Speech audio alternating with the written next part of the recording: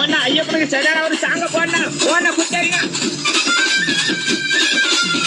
4 மணிக்கெல்லாம் எடுத்து குளிக்கிறது நடக்குது அப்படியே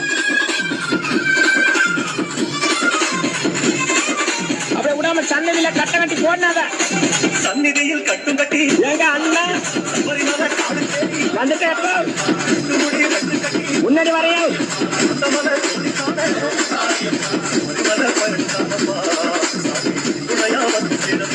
இடிச்சு தள்ளாதீங்க இன்னைக்கு போய் அந்த 18 மணி தாண்டி வந்து பாத்துறையா சாமி கால தொட்டு ஆனந்த இங்க வர ஆனந்த செவத்து பயலுக்கு காதே கேட்க மாட்டேங்குது